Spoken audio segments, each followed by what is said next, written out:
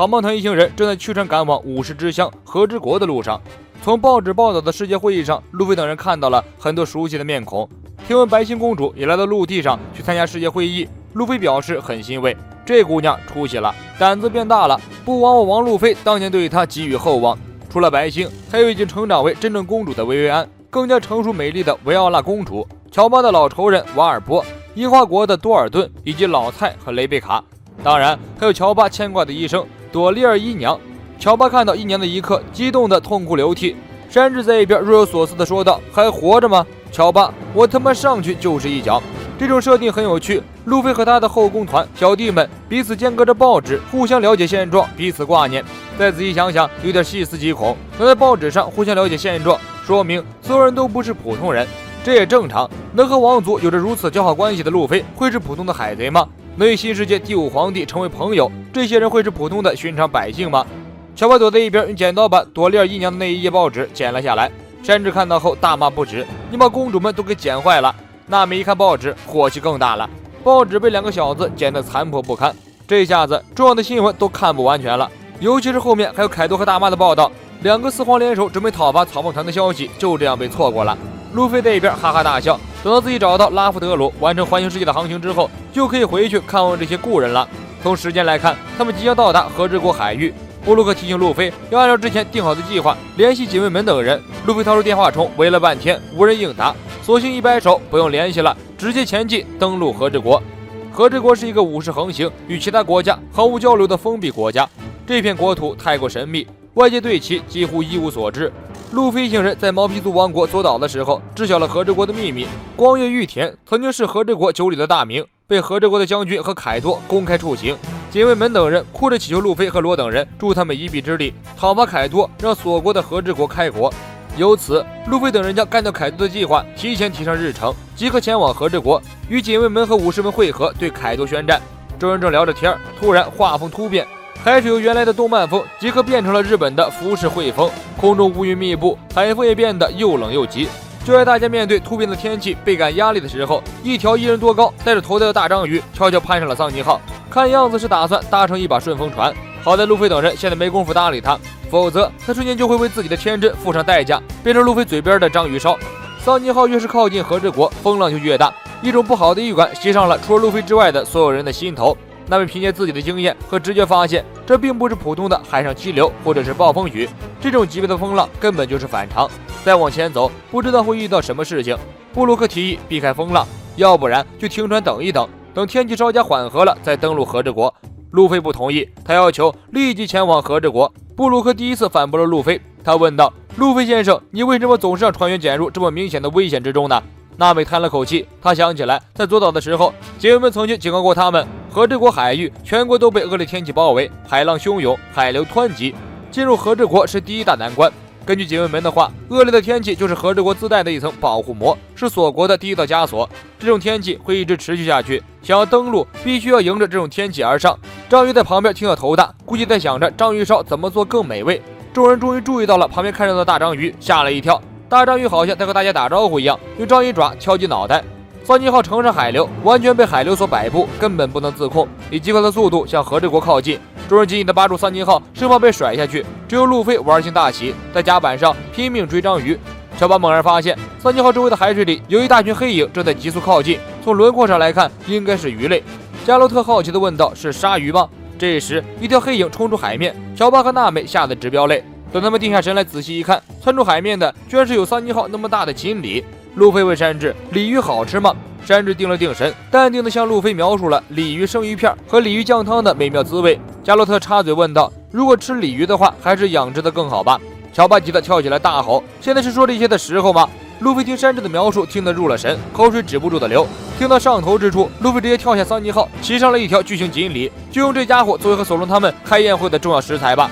乔巴慌了神，提醒路飞小心。加洛特在一边接话茬说道：“鲤鱼的小刺特别多哦。”乔巴都要跳起来揍加洛特了。这种时刻是考虑鲤鱼刺多刺少的时候吗？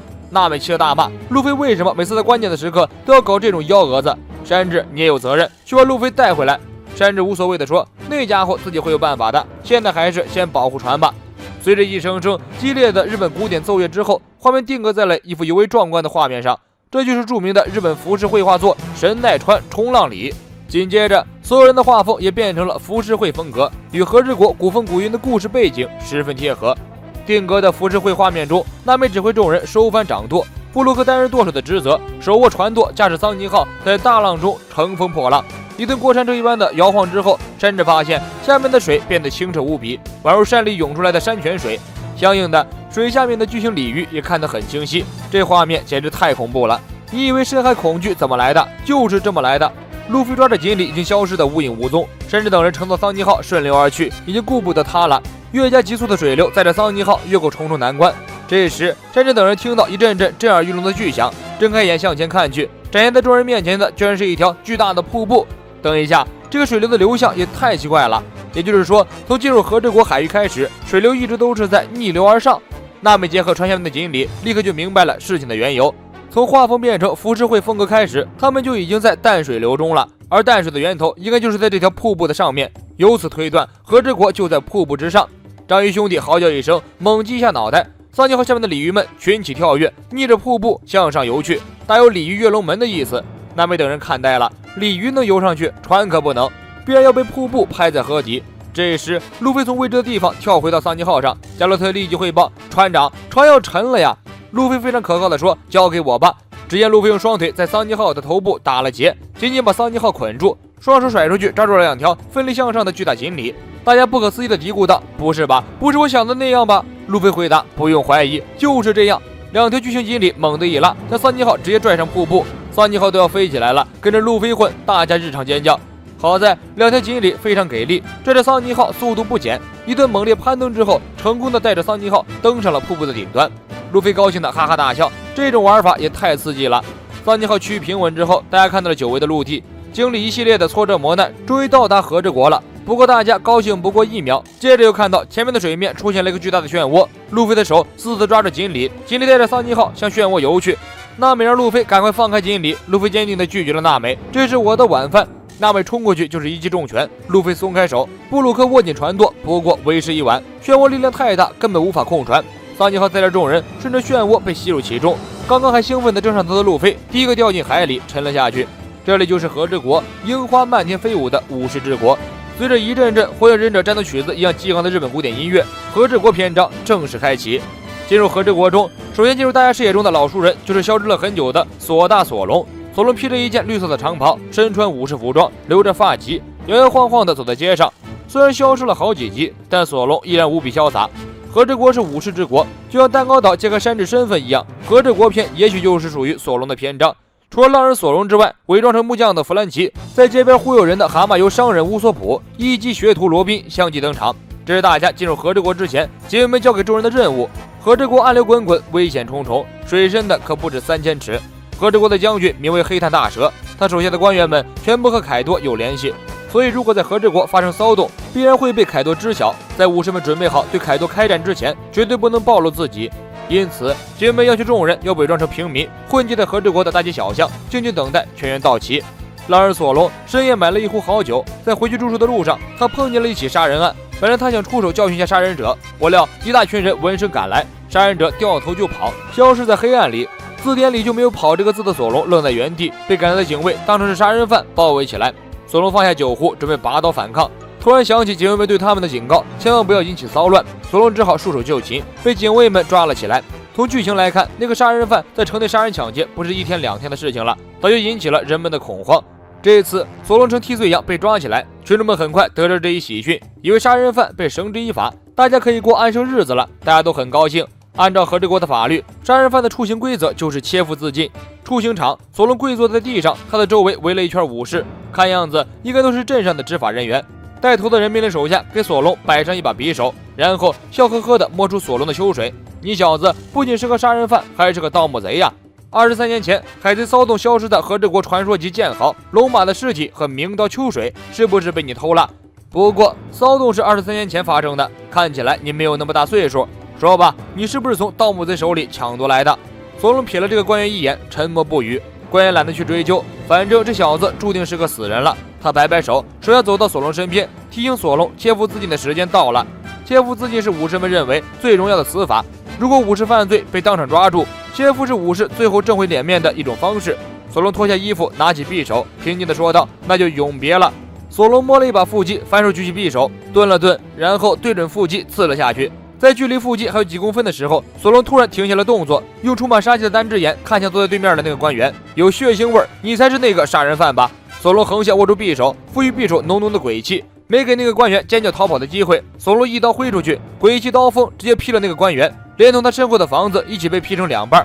抱歉了，警卫们！周围的执法者武士们纷纷拔刀冲过来。索隆握住匕首，对付你们，我都不用3刀流，一刀一个小朋友，拼得你们叫爸爸。很快，这些龙套执法者被索隆砍得七零八落。沉入海底的路飞在和之国的海滩上睡得正酣，一只路过的螃蟹给了路飞一招降龙18掌，路飞尖叫着惊醒，定睛一看，周围一片阳光沙滩，如果再有几个比基尼美女，简直就是一个绝佳的旅游之地。他现在无暇去顾及这些，站起身找到翻在一边的桑尼号，发现伙伴们全部神秘地失去了踪影。这时，沙滩旁边的丛林里传出一声巨响，轰隆隆之后，从丛林中窜出一个巨型的黑影。路飞吓了一跳，路飞跳起来一看，发现丛林里窜出了一只巨大的狗，紧跟着狗子身后的是一只巨大的拿着武士刀的狒狒，连动物都用刀，这里果然就是和之国了。2只巨大的动物二话不说，直接开打。路飞在一边警告了一句：“打架可以，别撞坏桑尼号就行。”接着，路飞整理了一些衣服，努力回忆之前的记忆。当桑尼号遇上汹涌的漩涡之时，大家并没有站在船上等死，山里以帮助伙伴为理由，一手揽着娜美，一手抱着加洛特，心中窃喜，同时顺便捎上了乔巴和布鲁克，准备开溜。路飞主动站出来，发扬牺牲小我成全大我的精神，让山治踩着自己的肚子，借力飞向空中，带着娜美、加洛特、乔巴、布鲁克先逃命，自己随后赶到。山治毫不犹豫地踩在路飞的肚皮上飞了出去。路飞看大家走远了，自己抓住桅杆也要弹射出去。那只奇怪的巨大章鱼扑了上来，表示带自己一程。就在一人一章鱼争执的这几秒钟，桑尼号已经被漩涡卷入水中，他们再想逃命已经晚了。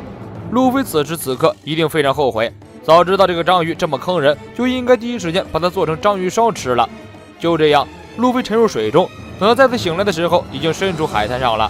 会议结束，路飞一摸草帽，发现生命卡也没有了，这下子找起伙伴可难喽。丛林中，2个一看就不是什么好人的家伙骑着一条恐龙，挟持了一个小女孩。挟持小女孩的原因就是这个小女孩说了一句反叛的话：“等光月家回来，你们就完蛋了。”光月家就是陶之助的家族，陶之助的父亲光月玉田被凯多和将军大蛇干掉。在和之国如此仇恨光月家的势力，除了凯多就是将军大蛇了。小女孩因为说了这样的话，被治以重罪。2个坏蛋准备执行完任务后再处置小女孩。他们骑着恐龙奔出丛林，碰到了2个正在打架的野兽，以及在一边看热闹的路飞。几分钟前，他们接到消息，有外国的船只非法入境，看来就是那艘倒在一边的海贼船了。2大小喽啰坏蛋骑着恐龙向路飞奔去，同时和另一个人在联络。这个人从轮廓上，想必大家也不难看出来，就是罪恶时代之一的巴吉斯·霍金斯，那个算命的家伙。目前，霍金斯已经加入到了凯多的百兽海贼团，是海贼团内的干部，名为真打。霍金斯下令2个小喽啰准备将路飞麻醉放倒后抓回去做苦力。一个小喽啰提起麻醉枪，远远地瞄准了路飞的后脑勺，乖乖睡觉吧，等你睡醒了，我会好好疼你这个奴隶的。没等这个家伙扣动扳机，路飞突然一回头，砰的一声，麻醉枪弹射出枪口，路飞脑袋一偏，轻松躲过。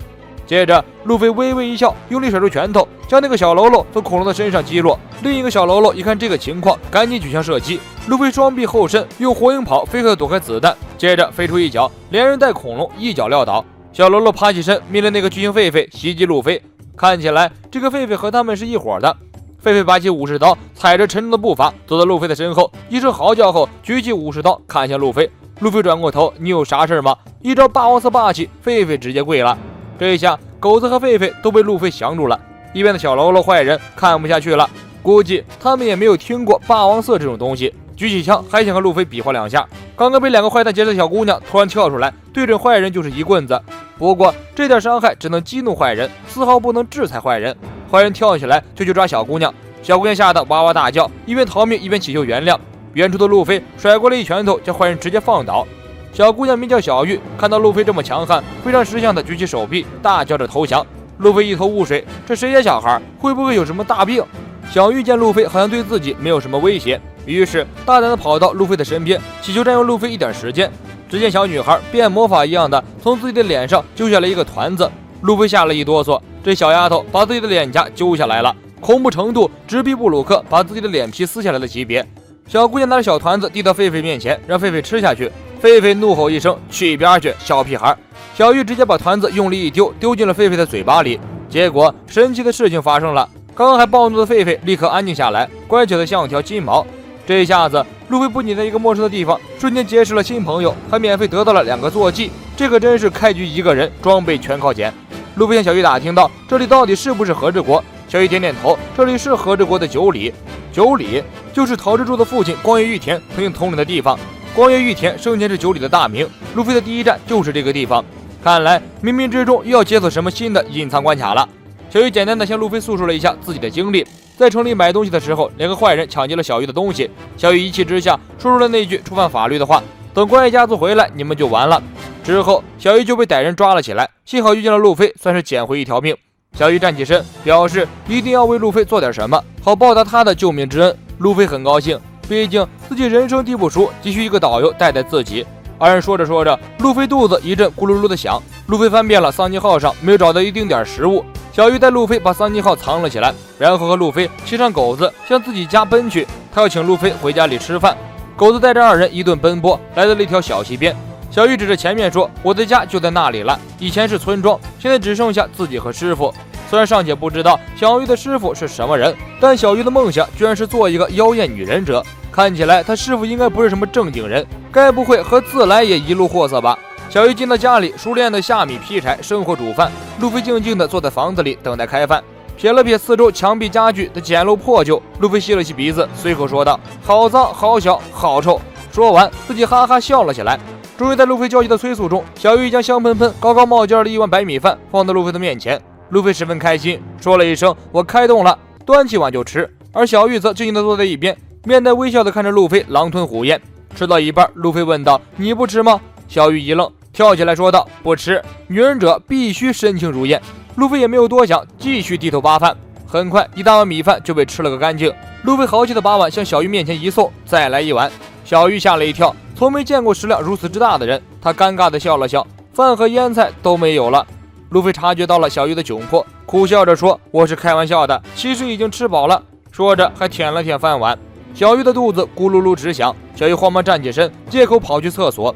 房屋外面的竹林里，一只长着翅膀、随身佩刀、鼻子长长的好像大天狗一样的黑影迅速窜动。他远远地看到小玉从屋子里跑出来，意识到事情有一些反常，于是迅速回到房屋里。屋内，路飞躺在地上，感叹小玉真是个好人。虽然做的饭不够吃，但毕竟是人家特意做的，心意领了。大天狗闯进屋内，路飞吓了一跳，不用想也知道这个家伙应该就是小玉口中的师傅了。大天狗看见摆在地上空空的破碗，眼睛一瞪：“莫非你吃光了米饭？”路飞老实的回答：“吃了呀。”大天狗二话不说，举刀就砍。路飞还没有反应过来，就被大天狗给打出了屋子。路飞从屋子的高处滚了下来，大概是感觉到对方的身上没有杀气和恶意，所以他没有急着出手，慌忙解释道：“我只是让小玉给我做了顿饭而已，为什么要打架？”大天狗一听这话更来气了：“做饭？小玉为什么要给你做饭？你可知道那个孩子已经多少天没有吃过饭了？每天勤勤恳恳的编织斗笠，就算把那些辛苦编织的斗笠卖了，都很难养活自己。”路飞一听这话，当场愣住。他站起身来，这才注意到四周的环境，房屋破败，土地贫瘠，井水干枯，一片荒芜。大天狗告诉路飞，本来这天是小玉8岁的生日，想让他在生日这天吃上米饭，于是让他拿钱到城里去买米，结果被你这个混球给吃了。路飞回想自己狼吞虎咽的吃白米饭时，小玉在一边面带微笑的看着，震惊的说不出话来。屋外不远处的小溪边，小玉正大口大口着喝着溪水，饥肠辘辘的她已经好多天没有吃东西了，饿极了，只能用这种方式充饥。肚子不要叫啊，这简直是无事之耻。大天狗和路飞的打动惊动了小玉，他赶忙跑回来阻止师傅。他跪在师傅的面前，和师傅讲述了来龙去脉。给路飞做饭完全是自己一厢情愿，路飞是自己的救命恩人，自己想做点什么报答他。我会编织很多的斗笠，请不要让我蒙羞。小玉一边说一边哭，突然吐出一口污水，晕了过去。大天狗将小玉抱起来，暗道不妙，这孩子居然喝了溪流里的水。路飞立即跑过来查看情况。大天狗向路飞解释说，这个国家河里的水都被凯多工厂里排出来的废水给污染了，对于小玉这种年幼的孩子来说，这种污水简直就是毒药。路飞很不理解，那就搬个地方住嘛。大天狗摇摇头，虽然有稍微好一点的地方，但是小玉在这里等待着一个海贼，一个跟他约定好还会再回来的海贼，名为艾斯。路飞听到这个名字，惊讶地瞪大眼睛，他有好久没有听过这个名字了，尤其是从陌生人的口中。路飞看到小玉稍稍恢复了意识，平静地说道：“你要等的人是波特卡斯·蒂艾斯吗？”小玉很高兴有人认识艾斯，点点头：“你知道他？”路飞平静地说道：“他死了。”小玉一愣，紧接着哇哇痛哭：“大哥，你骗人！”哭着哭着，小玉晕了过去。大天狗安置好了小玉之后，大骂路飞直肠子：“就算艾斯死了是事实，也得挑个其他合适的机会说吧。”路飞很平静，他这么等下去也等不到艾斯。两人互相做了自我介绍。大天狗自称飞彻，是一个断刀人。他和路飞详细讲述了艾斯的故事。之所以小玉如此思念艾斯，是因为艾斯真的是一个十分温柔的人，是一个值得被人所纪念的人。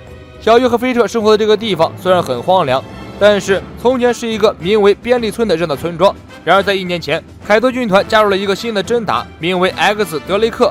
这个家伙在边利村里杀人放火，将边利村硬生生破坏掉。现在整个和之国除了大蛇将军所在的花之都还很繁华之外，其他的地方都被毁坏殆尽，一片荒芜。4年前的边利村经常有人饿死，就在大家以为边利村马上就要灭亡的时候，海贼艾斯被海水冲到岸边，村民们绑架了艾斯，抢走了他随身的水和食物，村民们因此捡回一条命。艾斯在一边静静地看着大家吃光了食物，然后轻易地烧毁了绑着自己的绳子。大家都震惊了，这么强大的人他们还是第一次见，以为要遭到报复。结果艾斯摸了摸小玉的头，温柔地问道：“吃饱了吗？”小玉胆怯地点点头。艾斯微微一笑：“吃饱了就该吃甜点了，哪里可以找到甜点？我去找。”之后艾斯在村庄里待了数周，和小玉的关系特别好。这里面有个很深的伏笔，顶上战争神秘去救艾斯的魔人小奥兹和艾斯产生深厚友谊的原因，就是因为艾斯给他编织了一个巨大的斗笠，小奥兹很喜欢，所以才与艾斯交好。艾斯在边利村与小玉待了数周，所以很有可能他就是在这段时间学会的编织斗笠。路飞看着遥远的天边，仿佛看到哥哥那温暖的笑容，他笑了笑。艾斯就是这样一个温暖待人的好哥哥呀。酒里外面，真打霍金斯骑着莫名生物，带着一群手下向酒里赶来。刚刚路飞干掉了霍金斯的2个小弟，电话城的信号断了。为了防止节外生枝，霍金斯只好亲自赶来。先别告诉凯多，我来处理。索隆这边干掉了一个官员之后，和警卫们大打出手，一把小匕首就把他们打得欲哭无泪。不过小破匕首终究是找不到虐人的快感，索隆反手将匕首一丢，捡起自己的3把刀，装备在了身上。这帮憨皮警卫看到眼前这个浪人居然会3刀流，都有点懵，还不知道逃命呢。人家一把小匕首都给你们这群渣渣捅得叫爸爸，3刀流在手，那还能有好事？憨皮警卫们互相看了看，不知道哪个不怕死的带头喊了一声：“大家上，没什么可怕的。”众人一拥而上，索隆一个大招龙卷风，刀锋形成的龙卷风瞬间将这些警卫连同房子一起卷了个稀巴烂。索隆冷漠地嘀咕道：“这个国家只有天气还不错。”一个3刀流绿头发的浪人凶残杀人的消息很快传遍了大街小巷，隐藏在群众之中的弗兰奇、乌索普、罗宾等人也听说了这一消息。弗兰奇的工友们都很好奇，3刀流就是3把剑，左右手各一把的话，另一把刀放在哪里？不会用屁股夹着吧？弗兰奇学着索隆的样子，用嘴巴叼着木棍，说道：“当然是这样子了。”工友们不信，怎么可能有人用嘴巴叼着刀？看起来就像是动漫一样，太不可思议了，还没有用屁股夹着有可信度。弗兰奇心想：你们懂个屁！我和那个全镇通缉的杀人犯浪人是一伙的。乌索普更夸张，在街上看到索隆的通缉画像之后，无意识地露出震惊的神情，被旁边巡逻警卫发现端倪，跑过来询问乌索普。乌索普立即跪地磕头，声情并茂地痛斥3刀流浪人的卑鄙邪恶。自己上有老下有小，就怕遭到这种歹人的毒手。巡逻警卫听得热泪盈眶，深深地被乌索普所感动。正因为有恶人横行，才让百姓们不能安居乐业，扫黑除恶迫在眉睫，乃重中之重的首要任务。路飞对艾斯无比怀念，又对眼前的困境深深触动。他沉思了一下，向飞车打听可以得到水和食物的地方，如果能找个医生就再好不过了。我要带小玉去报答他的一饭之恩。飞车愣了一下，随即指给路飞一条路，穿过北边的荒野就有城镇，在那里可以找到医生。路飞点点头，转身就走。飞车叫住路飞，提醒他这一路异常凶险，凯多的手下说不定正布满大街小巷。路飞这个外国人本来就醒目，更何况还抱着一个小孩。路飞微微侧过脸，酷酷地说道：“不用担心，我很强。”飞车还是不放心，抓过路飞，扒下他的衣服，换上一身和服，又给他扎了个发髻，这样看起来就很像和之国的国民了。路飞略表遗憾：“我还是喜欢铠甲呀。”飞车毫不客气地说道：“哪有蠢货会穿上那种东西上街？”不管怎么说，飞车对路飞都深表谢意。他自己因为某些原因无法带着小玉去往城里，所以只能将小玉拜托给路飞。看医生之类的花销只能暂时赊账。路飞很豪气地说道：“这都不算事儿，如果遇到我的伙伴，食物和看医生都是免费的。”路飞转过身，刚要背起小玉，突然感知到了一阵鬼气。没经飞车同意，路飞就拔下挂在墙上高处的一把武士刀，塞进自己的腰带里。这是个好东西，先借我了。这下子就更像武士了。路飞背起小玉向外面走去，飞车愣了一下，立即赶出来阻止路飞。路飞慧眼识珠，他要借走的这把刀确实是个好东西，但不是一般人可以销售的。这把刀正是世界名刀大快刀21弓之一的妖刀2代鬼彻。提到鬼彻这个名字，大家应该再熟悉不过。没错，索大的3把刀当中有一把就是妖刀3代鬼彻。当初索隆以自己的一条手臂为赌注，降服了让很多剑客敬而远之的不祥妖刀3代鬼彻。刀店老板当场惊呆，直接将3代鬼彻与血走送给了索隆。这把2代鬼彻的妖气只在3代之上，绝不在其之下。世界上屈指可数的好刀好剑之中，由那些民间打造的武器被称为快刀，其中最优秀的武器分为凉快刀50弓、大快刀21弓、无上大快刀12弓。我们曾经见过鹰眼背着的那把华丽的大刀，就是无上大快刀12弓其中的一把，名为黑刀叶。而索隆所持有的秋水则属于大快刀21弓之一。这些名刀之中，鬼彻系列最有说道，是最诡异的名刀，据说是可以诅咒人的妖刀。大多数剑客都不想持有鬼彻，飞车的担忧是有必要的，他可不想因为一把妖刀把小玉的命搭进去。路飞很蛮横，要不然就你自己的刀跟我换，反正我是一定要配一把刀的。飞车连连摆手，我的这把也是名刀，再说谁愿意拿着妖刀鬼彻呀？路飞怒道：“不行就别逼逼！”说着一把就把飞车掀翻。飞车爬起身，无力地喊道：“如果小玉出了什么事儿，我一定不会原谅你的。还有，一定要把2代鬼彻还给我！你回答呀，回答呀！”路飞，你说什么？我听不见。路飞背着小玉在竹林一顿狂奔，小玉的狗子跑过来，表示可以载他们一程。有了狗子这个交通工具，跑起来省时又省力。一路颠簸将小玉惊醒。小玉一见路飞那张酷脸，就想起他在几分钟前刚刚说过的话：艾斯已经死了，他不会来了。小玉哇哇大哭，一边怒捶路飞，一边大骂他是个骗子。路飞沉下脸，平静地说：“艾斯确实不会来了，大家都知道顶上战争的事情。”小玉想起和艾斯在一起的一幕幕，眼泪止不住的流。他曾经和艾斯那么要好，他曾祈求艾斯带着他一起出海。艾斯摸着小玉的头，答应过他，等自己下次再来到和之国，如果小玉变成了一名妖艳的女忍者，自己就可以带她出海。艾斯的伙伴在一边哈哈大笑，妖艳有必要吗？从此成为妖艳女忍者成了小玉的人生目标。一想到这样的艾斯再也看不到了，小玉就哭嚎着使劲捶路飞的脑袋。大哥，你根本不知道艾斯的温柔之处，所以不知道我的痛苦，才会这么轻易地说出死这个字。路飞默默承受着小玉的发泄，没有做任何解释。除了慎平和雷利，大概没有人知道路飞是怎么度过2年前那一段昏暗时光，也没人知道路飞如何一步步成长成为这个坚强又成熟的第5皇帝。狗子带着路飞和小玉一路狂奔，终于跑出了竹林。结果出去一看，路飞愣住了，这里还真是货真价实的荒漠，土地秃的连个杂草都没有，一片荒芜，除了沙尘暴就是远处冒着滚滚浓烟的工厂。等等，说什么都没有，这话并不客观。在一阵沙尘暴之后，路飞就惊讶地看到，在沙土地上居然奔跑着许多生物，老虎、野猪、鳄鱼，各种动物数都数不尽。对于路飞来说，只要有动物，就不存在粮食不够这种说法。他问小玉，肚子饿了吃这个不就可以了？小玉摇摇头，这些动物一般老百姓怎么可能搞得动？能狩猎的武士都被抓走了，要么就去做海贼了。而且动物们都会喝河里污染的水，都要变异了，这种动物谁敢吃？路飞一听怒不可遏，明明这些动物看起来这么好吃，却吃不到嘴里，太可恶了吧！远处冒着黑烟的地方就是凯多的工厂，那里聚集着凯多的众多手下。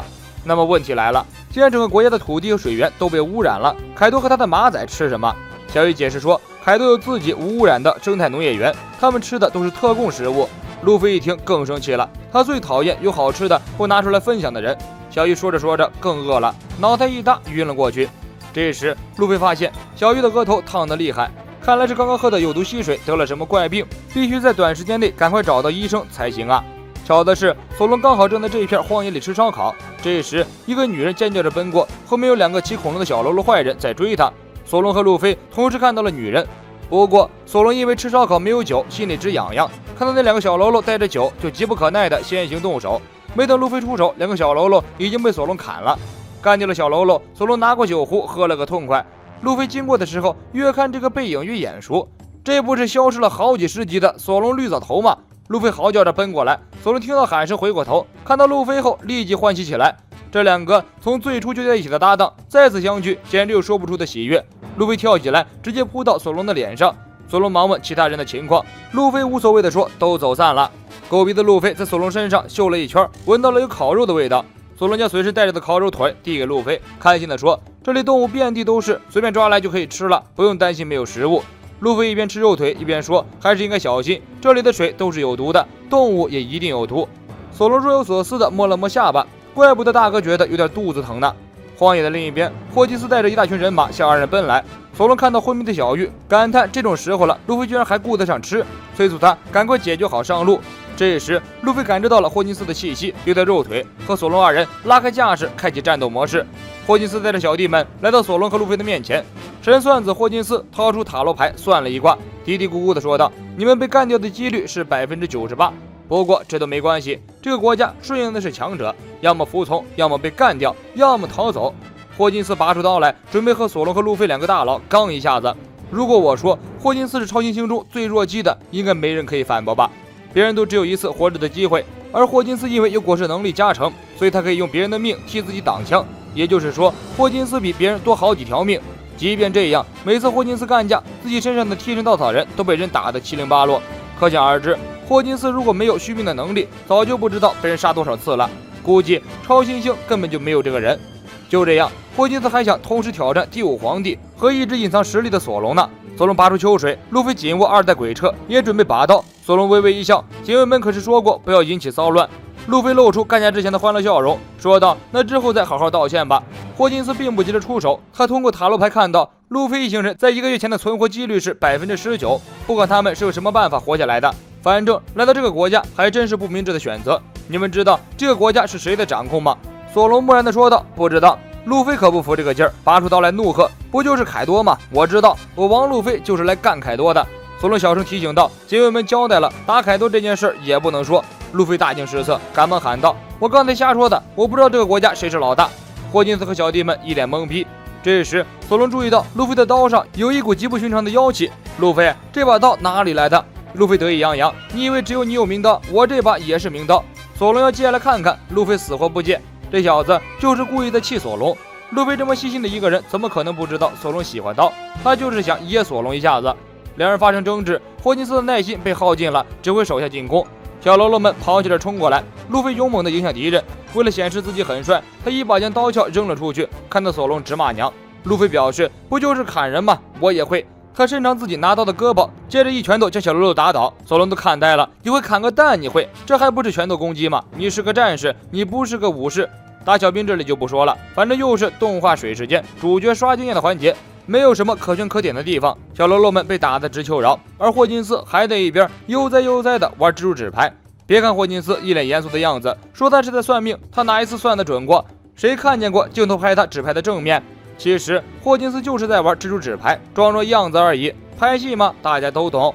路飞打飞了一只恐龙，恐龙飞向霍金斯，霍金斯拔出自己的拖把之剑，一剑刺穿了恐龙的身体。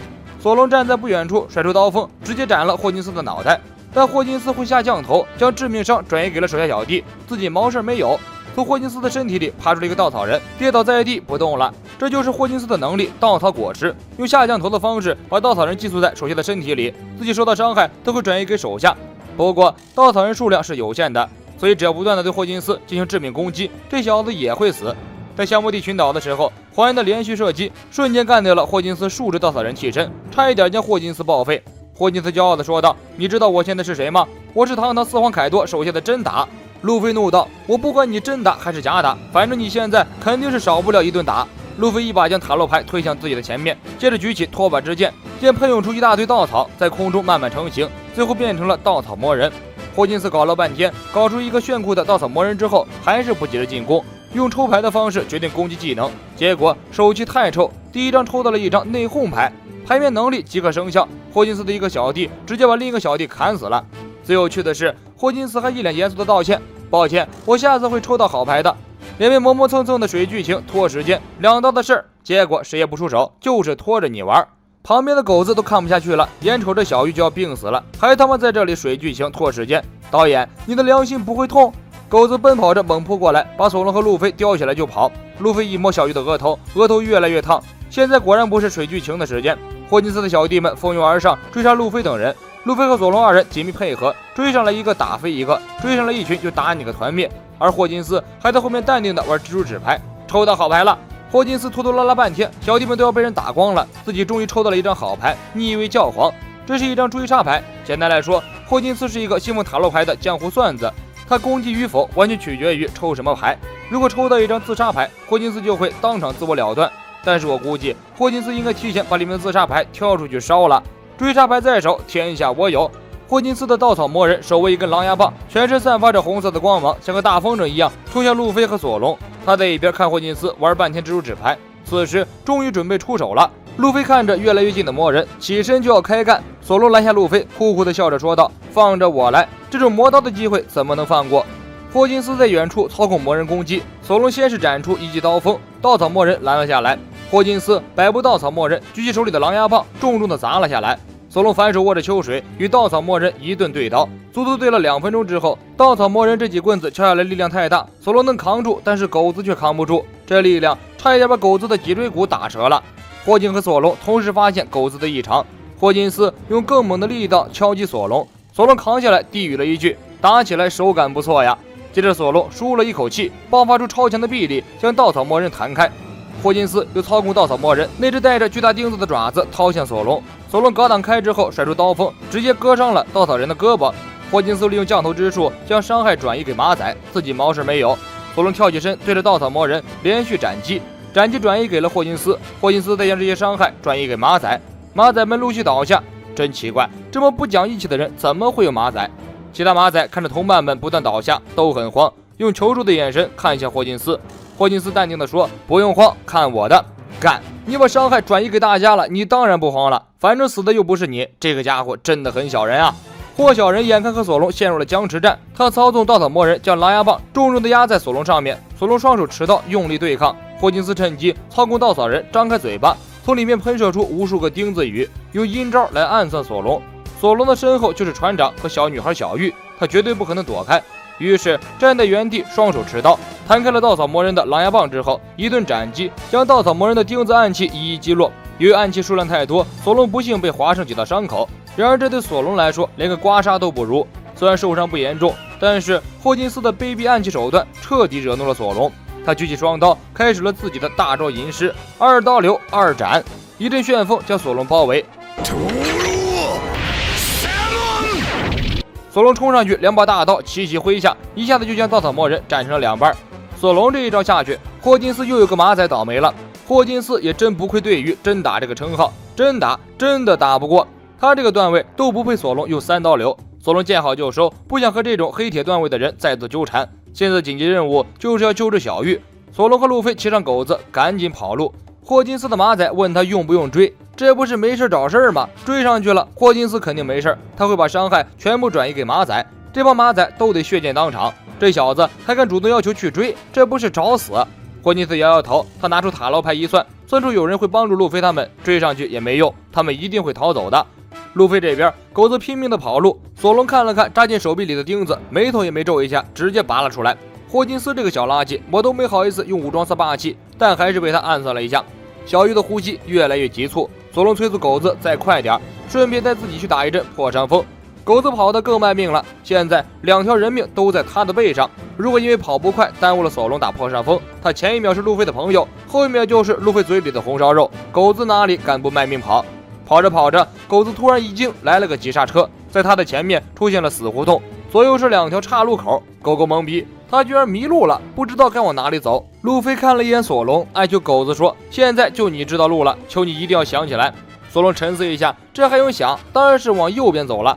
这时，一个女人的声音从他们身后响起，不对，是往左边走。路飞和索隆回过头，看到一个长得很随便的女人，不知道什么时候坐上了狗子。索隆看得眼熟，有人告诉索隆，自己叫阿赫，是之前被索隆救下的女子。阿赫之前一直躲在狗子的尾巴里，看到索隆把霍金斯打败了，这才跑出来搭话。小玉的高烧越来越厉害，阿赫从怀里掏出手帕给小玉擦汗。从谈话中得知，阿赫认识小玉，他自己有一间茶馆，茶馆里预备了草药，可以抑制河水里的毒物，治疗小玉这种病症。九里的镇上有一个叫做简陋村的破落村子，住满了吃不饱饭的穷人，大家能用来果腹的东西主要就是捡来的粮食，所以它叫简陋村啊。阿赫的茶馆就开在这里，茶馆的店员是一个高挑的美女小菊，认真来说应该是一个高挑的女装大佬，这么可爱一定是男孩子。之后的剧情再做详细介绍。小菊会用捡来的粮食做成饭团之类的食物招待客人，村民们对这种穷人食物十分上头。这里有一个细节，在茶馆的门口有一个 logo， 是光叶家族的家徽图案，而小菊意味深长地和客人说了这样一句话：很快就可以过上有吃有喝的生活了，预示着接下来的讨伐凯多的大战。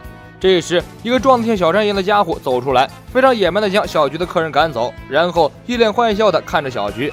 这个家伙是皇都有名的横岗，号称和之国第一相扑手的浦岛，他觊觎小菊的美色已久，听闻小菊交不起保护费，跑过来趁火打劫。只要小菊答应做他老婆，他就让小菊过上衣食无忧的生活，不用工作，不用劳累，还能吃特供食物，吃到饱。小菊心里暗笑，掏出来比你都大，你信不信？表面上则十分礼貌地拒绝了浦岛，请他离开茶馆。浦岛自然对小菊纠缠不止。就在小菊为难的时候，在这路飞等人的狗子终于赶来了。大家谁也没理会眼前这个壮汉，跑进屋内去给小玉煎药。壮汉浦岛自然很不高兴，嚷嚷着要发飙。索隆走过来，平静地请壮汉离开。浦岛嚣张地问道：“我凭什么听你的？”索隆眼睛一瞪，身上的杀气和诡气将浦岛完全震慑住。浦岛愣了一下，随即借口离开。路飞在屋内乖乖磨药，阿克坐在小玉身边照顾他。小菊将索隆请进屋内，为他包扎伤口。远处的山坡上，红衣海贼团的贝波和他的小伙伴们在密切地观察着路飞等人的一举一动。他们都知道路飞好惹是生非，为了防止之后路飞这小子又引起什么骚乱，大家赶紧告诉罗。草药很快就煎好了，路飞端过药碗，逼着小玉喝了下去。良药苦口，这药虽然味道不好，但这是专门针对污染物质的草药了。小玉喝了药之后，没有多长时间就完全苏醒，精神的跟个没事人一样，张着大眼睛看着路飞和阿赫。这里是哪里呀？阿赫告诉小玉，他正在自己的茶馆里。得知小玉没有大碍之后，阿赫嘱咐小玉说，绝对不能再喝河里的水了。小玉点点头，肚子饿得咕噜噜直叫。小玉大叫一声，飞快地奔出茶馆，向河边跑去。阿赫一个瞬移站到小玉身边，怒喝一声，不要再喝河里的水了，把小玉拎了回来。阿赫为小玉做了一碗年糕小豆汤，小玉吞了吞口水，连连摆手，表示自己不会吃的，因为他没钱，知道自己既付不起药费，也付不起这碗小豆汤的钱，他不敢吃。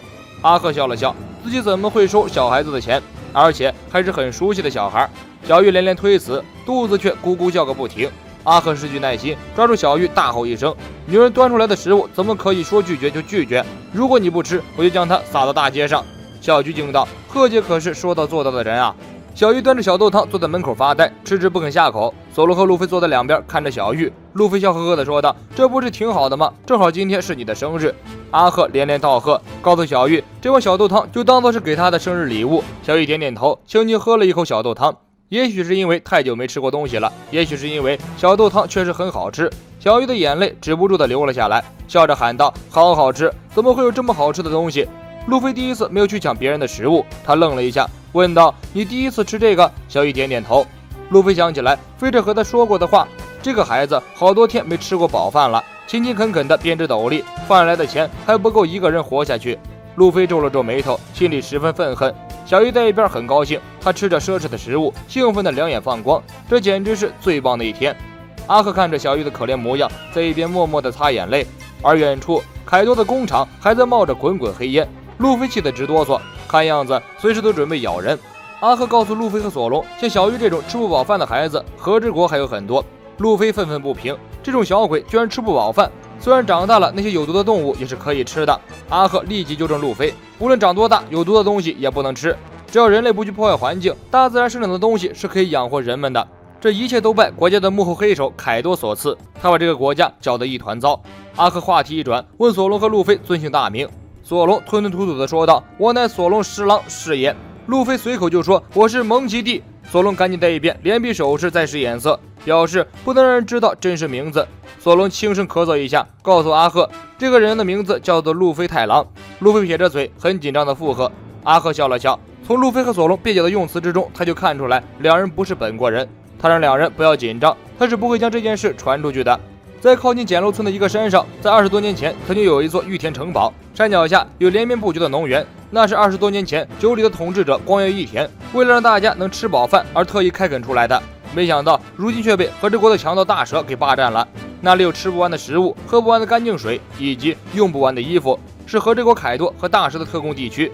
在简陋村的另一边是官员们居住的村庄，简陋村的村民就靠购买他们不要的东西、过期的食物苟活，这就是简陋村啊！虽然艰苦，但勉强能活。在距离阿赫很远的地方，一个蝙蝠人用超声波听到了阿赫说话的内容，居然敢议论将军大蛇，这女人一定是不想活了。蝙蝠人拉开弓箭，对着阿赫射出一道蓝光。没等弓箭击中阿赫，索隆早就用见闻色霸气感知到了危险的存在，腰间利箭出鞘，将弓箭给拦了下来。飞沙走石的空气之中，索隆衣服飘扬，站立在阿赫的前面，简直帅得一批。这个蝙蝠人与之前袭击路飞的小喽啰不一样，他是已经吃下了人造恶魔果实的人，被称为给付者。蝙蝠人对索隆的突然出手表示很不满，举起弓连射数次。这个地方明显是拖剧情的地方，就是索隆和蝙蝠人互相对照的镜头来回切了半天，整整又水了将近1分钟。索隆和路飞将漫天的箭雨都击落，蝙蝠人对两人的出手很是惊讶，这种胆识和身手不像是本国人啊！最近农场里经常有盗窃案，难不成会是眼前的两人？索隆扛刀走来，蝙蝠人看索隆有点眼熟，仔细一看吓了一跳，独眼的浪人，这不是通缉令上的那个家伙吗？就在索隆和路飞被这个猪一样的蝙蝠人纠缠的时候，从远处飞奔而来一个人影，这也是一个给付者，他从远处飞奔而来，抓起小玉就跑。索隆和路飞被蝙蝠人搞得十分难受，无暇顾及小玉。另一边的小菊见此情况，冲进茶馆，拿出一把武士刀就追了上去。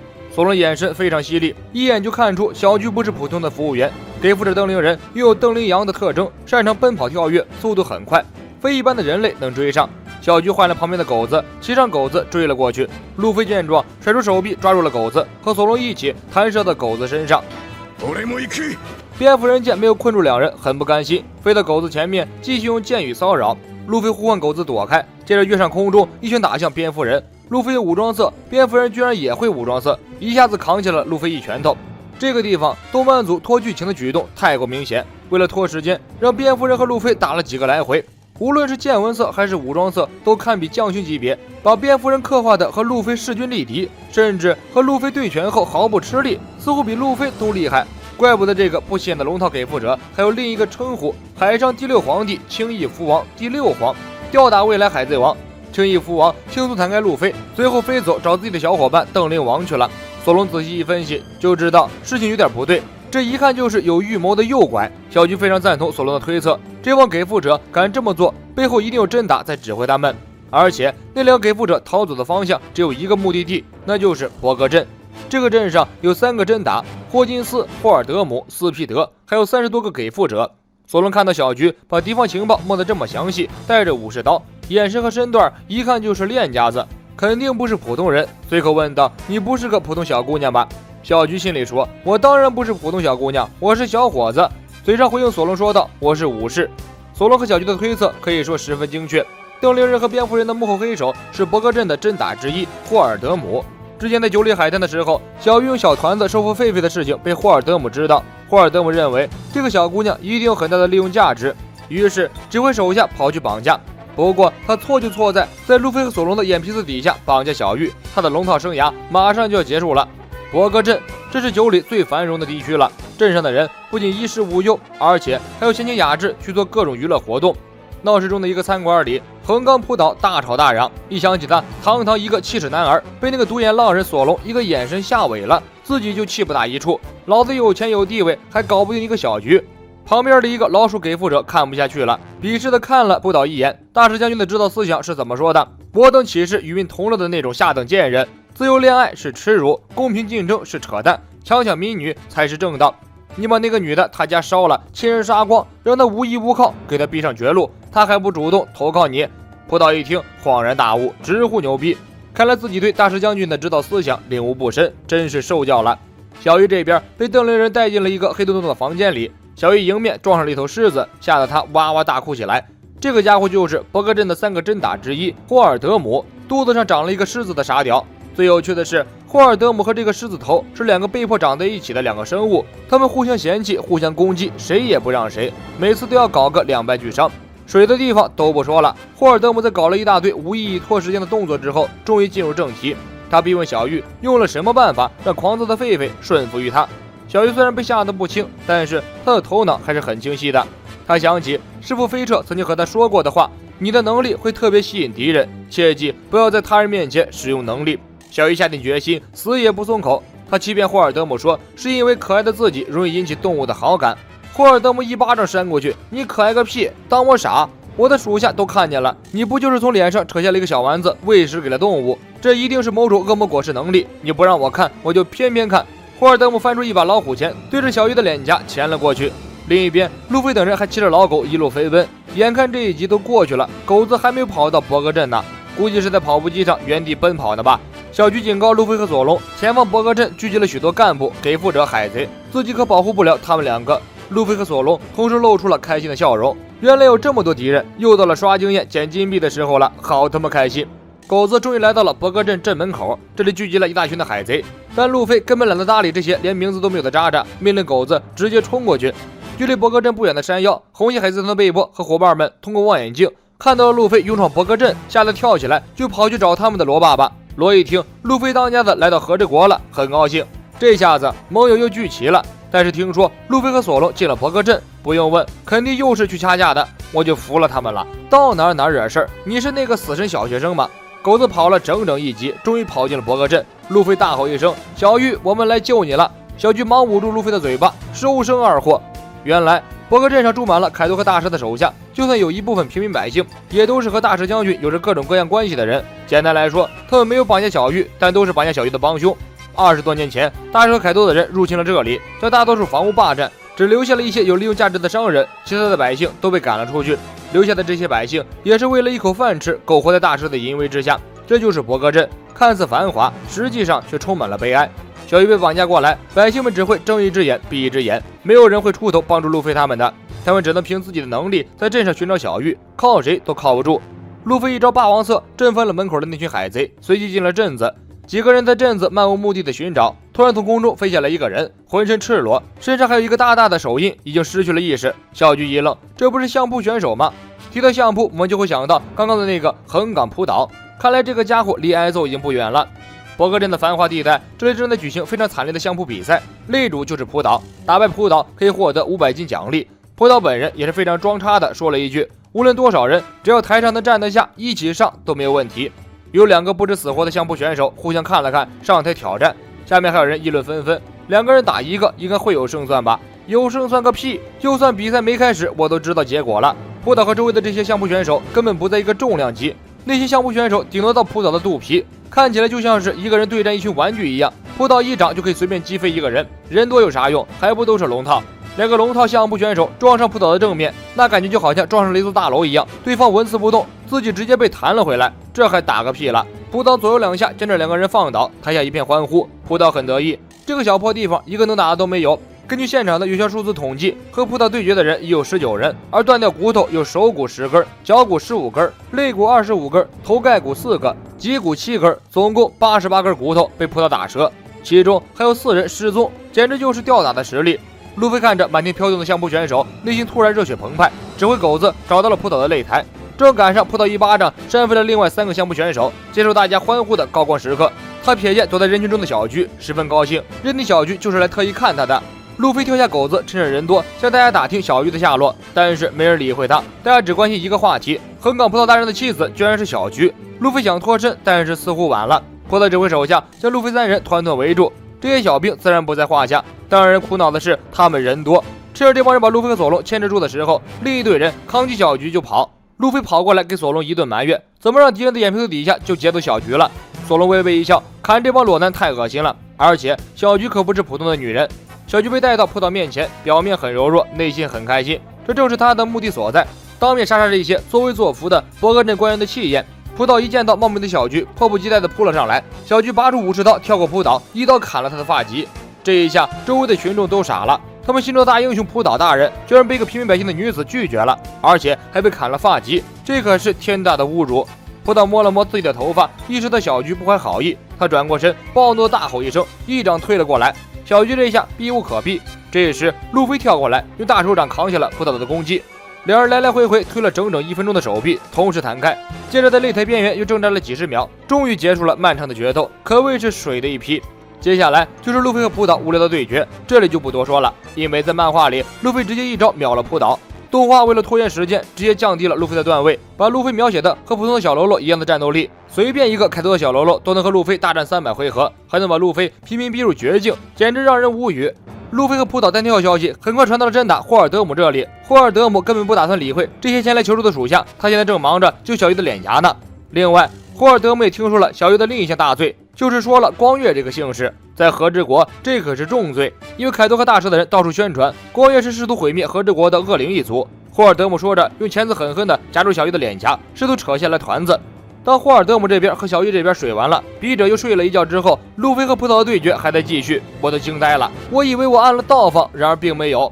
路飞和葡萄之前不仅没打，反而还聊了半天。终于出手开打的时候，两人还是无意义的你来我往。眼看这一集快要结束的时候，导演组觉得再拖下去似乎不太好，进度稍微提一点吧。于是安排路飞一掌将和之国的第一横杠扑倒推出了场地。路飞大概使出了5成力左右，将扑倒推得好远好远。扑倒就接连撞破了好几个建筑物之后，好巧不巧的撞毁了霍尔德姆的房子，狠狠地砸在了霍尔德姆的身上，救下了小玉。路飞高兴地大声欢呼，这下子引起了所有人的注意。索隆跳上擂台，被群众认出来是通缉令上的杀人犯索隆侍郎。众人一顿尖叫，索隆不爽地回过头，那又怎么样？你们还敢动我？路飞趁着人多大吼一声，把你们的老大叫出来，我来接小玉了。路飞3人的高调亮相被霍金斯的手下发觉，小弟们立即向霍金斯汇报。霍金斯用一贯冷漠的语气命令手下，千万不要对戴草帽的那个小子出手，他不是你们能对付得了的敌人。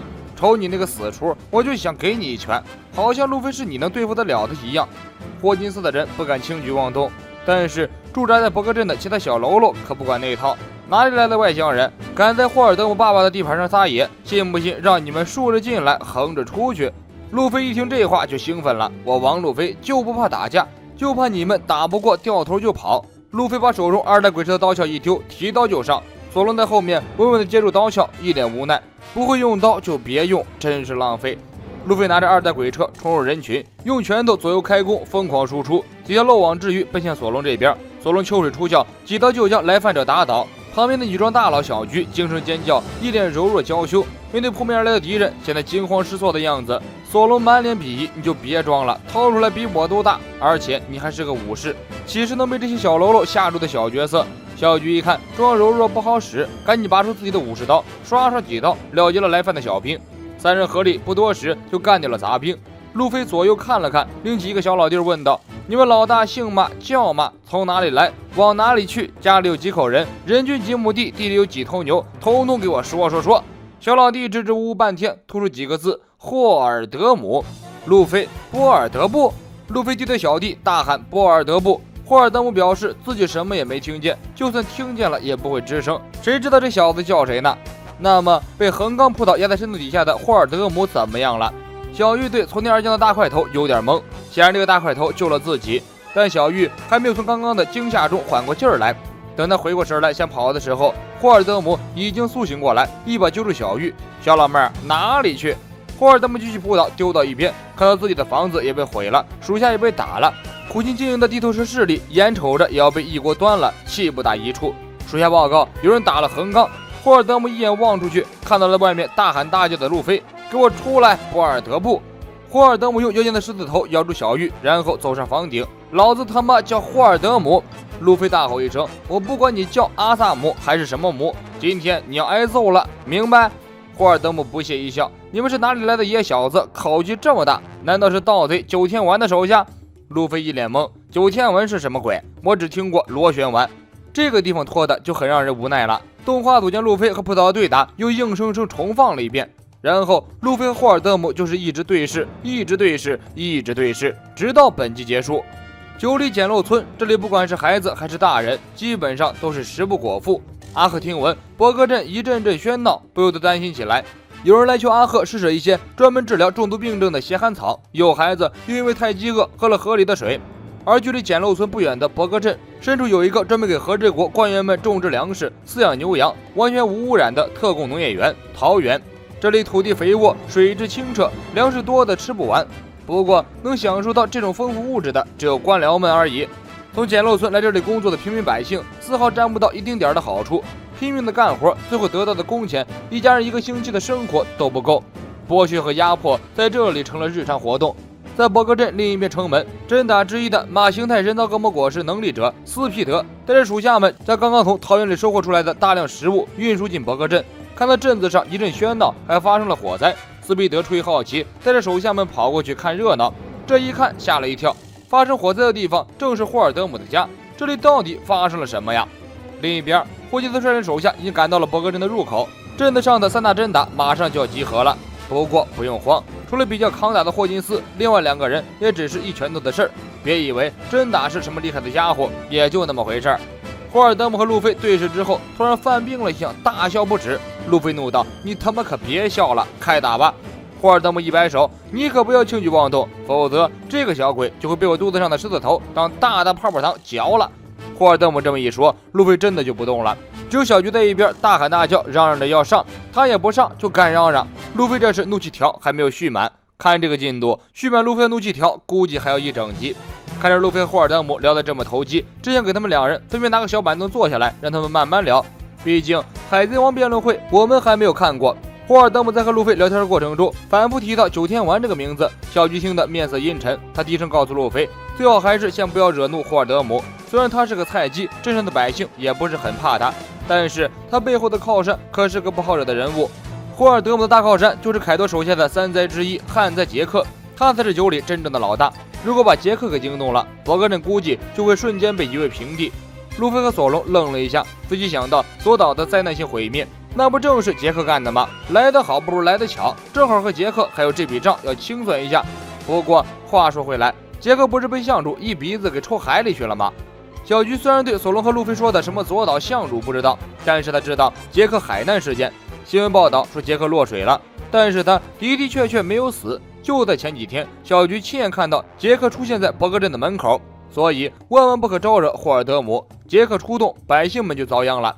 路飞很不爽，已经准备动手了。这时斯皮德带着属下们拉着满载食物的宝船凑过来看热闹。路飞一看到那整整一船的食物，眼睛都直了。小菊解释说，那艘船里的食物是从无污染的桃园里培育出来的，凯多势力和大蛇势力特供。路飞听到这儿，更加想狠狠地捶霍尔德姆一顿。他一想到小鱼饥肠辘辘的跑去喝有毒河水的样子，就义愤填膺，怒火中烧。他指了指宝船，转头告诉索隆：“这里交给你了，我去救出小玉。”索隆微微一笑，上前一步，看着一边呆住的小菊，索隆笑道：“抱歉，我们可是海贼，当然要抢了。那个狮子头会生气？得了吧，不把他打死就不错了。”路飞和索隆扭了扭脖子，而霍尔德姆还没有意识到事情的严重性，还在那里得意的大笑。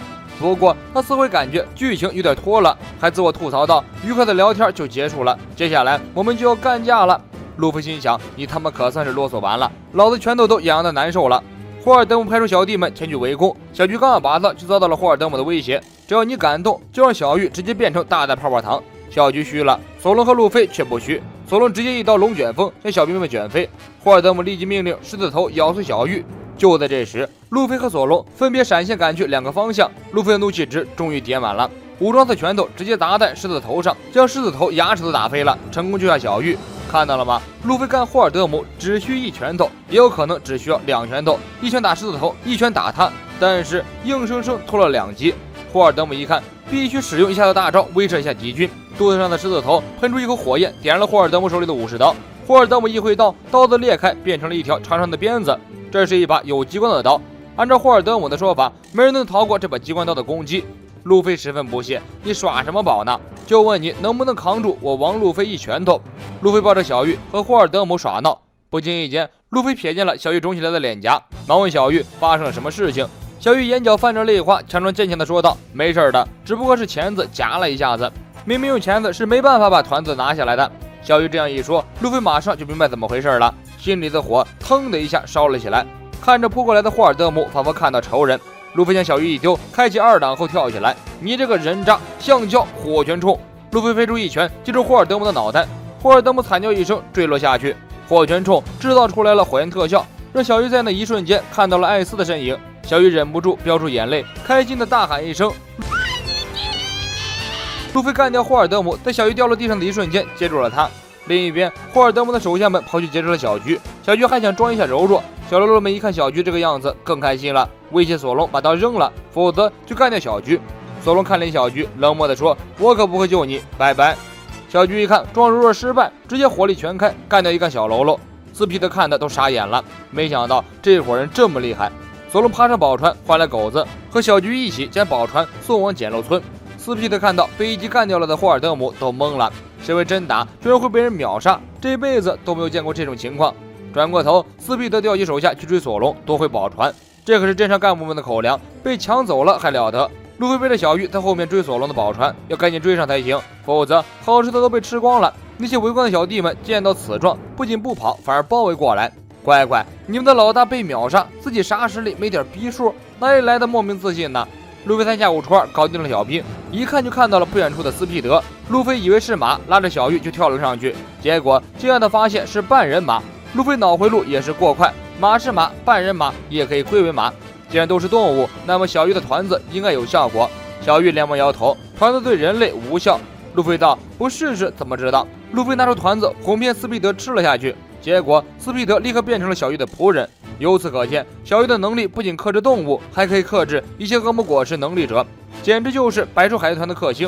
小玉伏在路飞背上，看着路飞宽阔的后背，他再次想起了艾斯。那一记火拳冲和艾斯的火拳是那么像，仿佛就是艾斯站在自己的面前，用火焰保护了自己。大哥，你刚刚好像艾斯啊！路飞疑惑地回过头，表示什么也没听到。小玉摇摇头，紧紧地抱着路飞的后背。霍金斯带着手下们终于进到了伯克镇，再不来我都怀疑他们的坐骑没油了。霍金斯听闻手下汇报说霍尔德姆与草帽路飞发生冲突，赶快马加鞭地赶去阻止。结果半路杀出个程咬金，一个带着竹筐拿着佩剑的人站在了霍金斯面前。光看这把鬼哭就知道是罗了。霍金斯还憨憨地问：“你是谁？”罗看到霍金斯的一瞬间就已经露了杀机。霍金斯认识他和路飞一伙，如果暴露了身份，他们潜入和之国的这个计划就泡汤了，所以必须要当场干掉他。霍金斯的小弟还在跃跃欲试，罗根本没有给他们机会。他冲着霍金斯丢出一颗小石子，霍金斯一愣神，罗一招屠宰场直接进入了霍金斯身前，接着对准霍金斯的身体就是一刀。霍金斯的肩膀被展开，但是他完全没有事儿，因为他有那么多的小弟来给自己当替死鬼呢。旁边的小弟惨叫一声，被罗斩成2半。罗又使出一招注射攻击，同样的，霍金斯将伤害转移，一个小弟的肚腹被捅开。霍金斯一愣，这个能力，这把刀，没错，就是那个家伙。霍金斯拔出自己的拖把剑，将拖把剑指向罗，剑变成稻草一样蜿蜒地向罗袭过去，但是并没有伤害到罗，而是将罗头上的竹筐给击飞。霍金斯看到了罗的样子，证实了自己的猜测。霍金斯知道罗的能力很棘手，正在想应敌之策。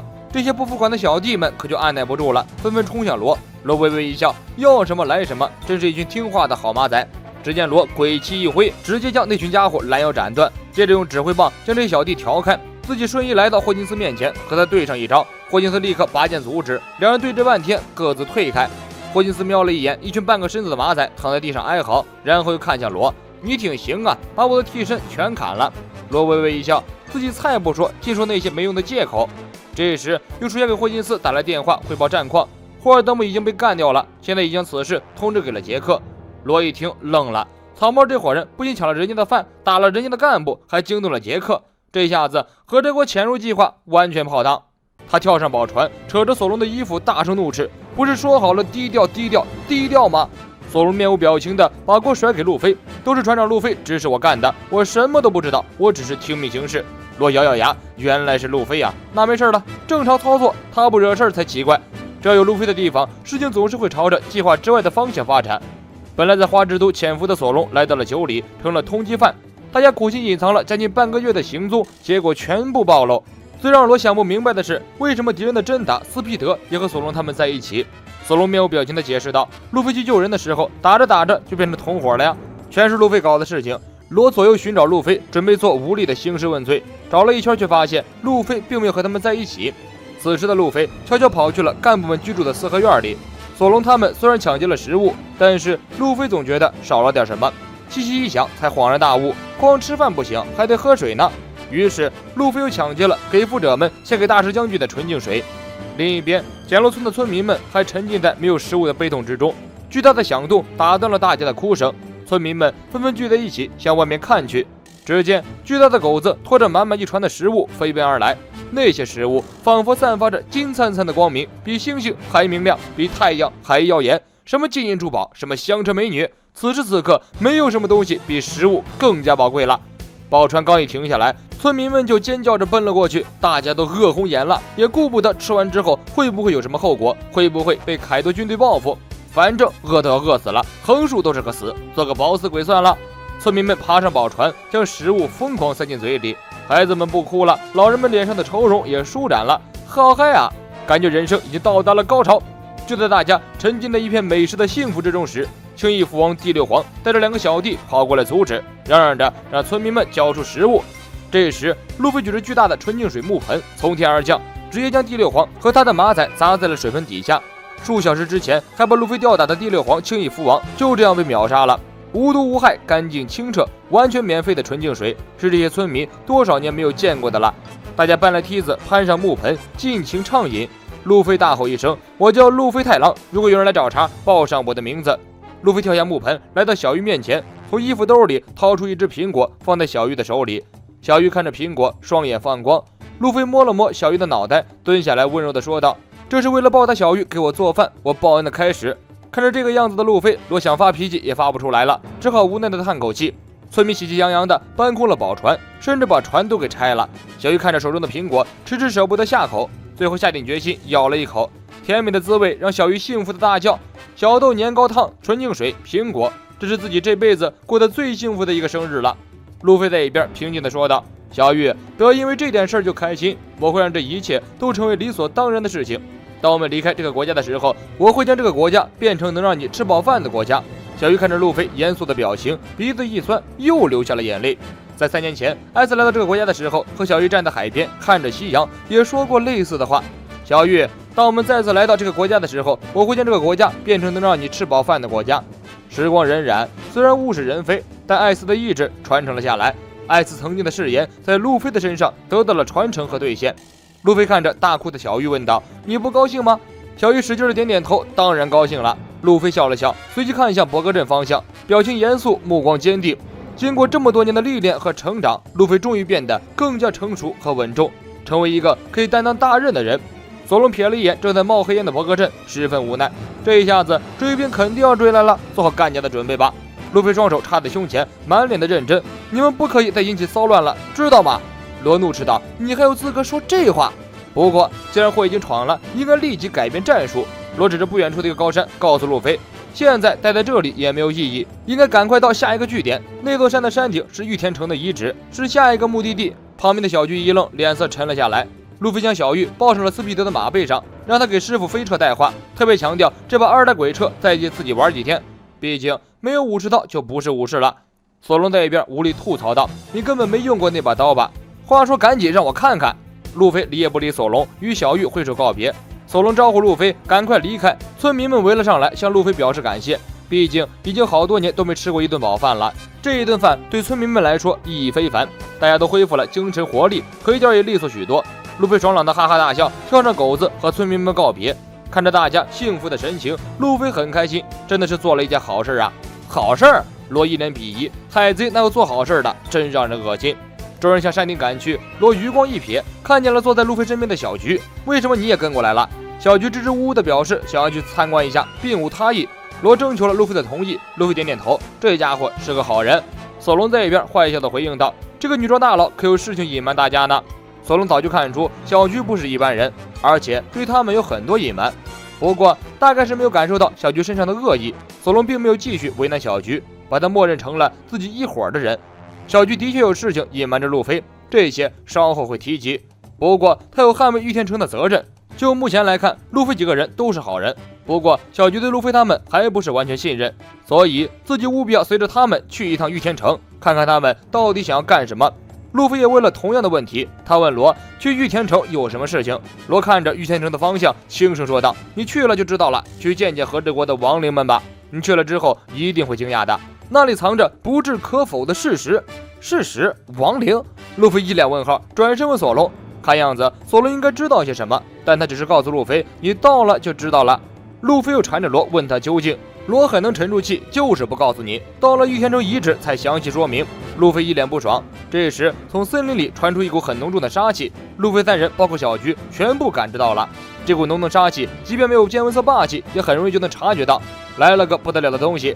小菊将武士刀拿在胸前，提醒道：“可能是大师的刺客。”索隆摸了摸自己的爱刀，让路飞等人先行离开，自己去收拾了这个家伙，再追上来。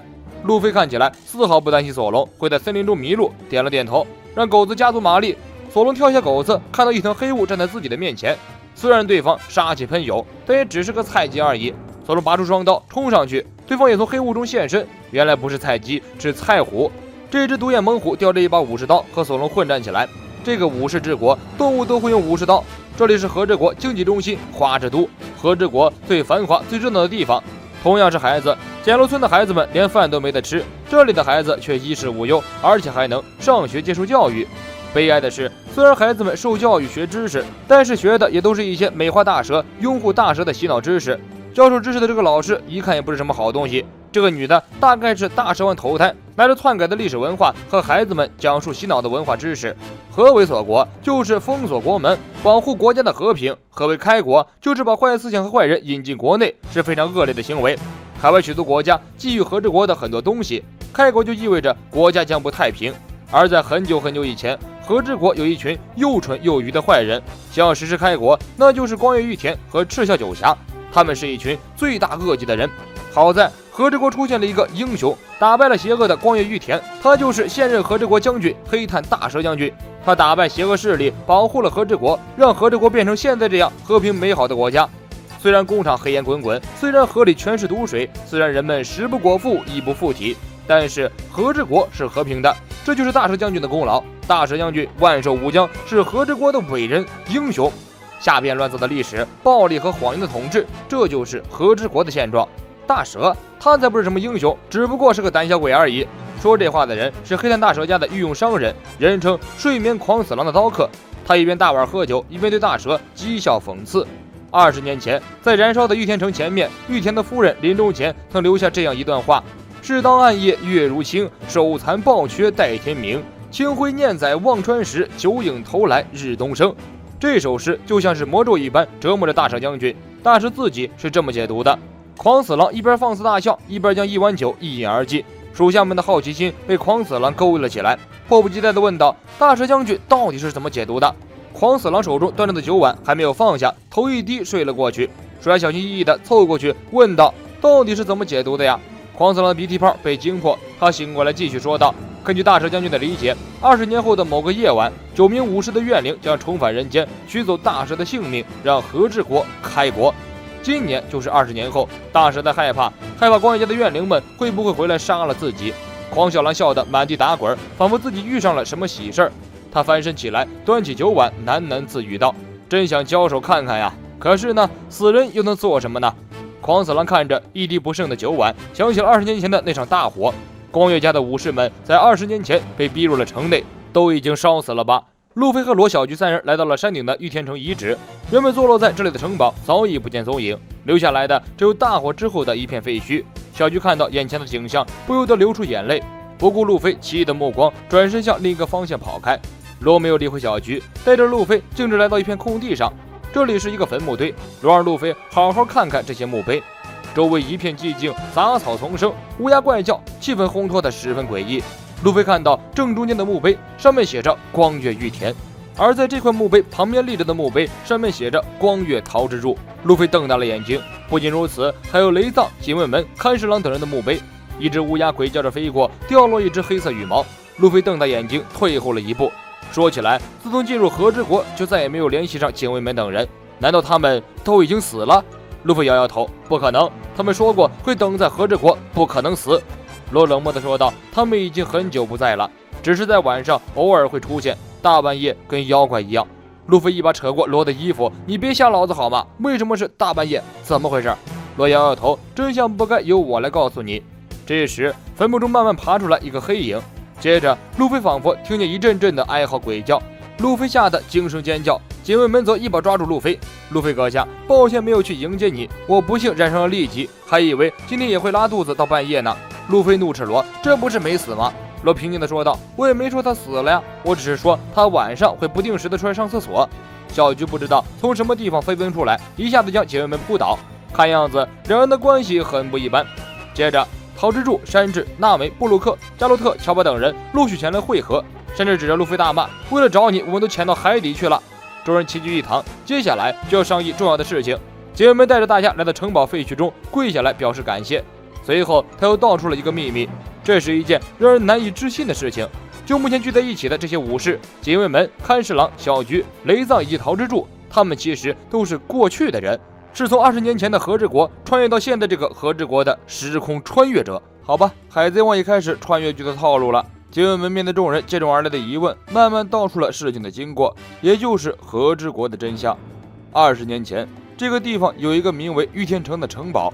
其实在这之前，这个地方叫做九里城，是因为九里的百姓们为了表达对光月玉田的爱戴，所以改名为玉田城的。那么光月玉田到底做了什么，让百姓们如此拥护他？按照警卫们的说法，光月玉田是一个史无前例的人物，他是当时和之国的将军光月寿喜烧的儿子，勇猛好斗，血气方刚，自由自在，特立独行的男人。因为多次引发暴力事件，被赶出了花之都，流放到了三不管的无法地带九里。光月玉田倒是很高兴，因为安稳的花之都对于他来说又小又无聊，没有施展拳脚的地方。九里就不一样了，当时的九里聚集了各项流放的罪犯、浪人，盗贼横行，厮杀不断，每天都有流血事件发生，是连将军都放弃的凶恶地区。玉田来到天天干架的九里很兴奋，他没有别的爱好，就爱好干架。在这里，玉田大展身手，把这里的流氓地痞一顿痛揍，还降服了九里恶党们的老大阿修罗童子。玉田凭着自己打架的本领，将九里所有的流氓地痞都统一到了一起，然后开始正规化管理。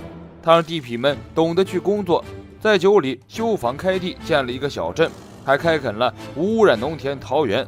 九里成了自由快乐、充满活力的乡镇。玉田也因此被自己的父亲和之国将军光月寿喜烧授予了九里大名的地位。那个时候，光月玉田才20岁。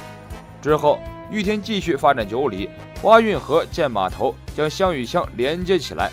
九里的人们对玉田十分爱戴，但玉田生性自由任性，他也不适合做官统治。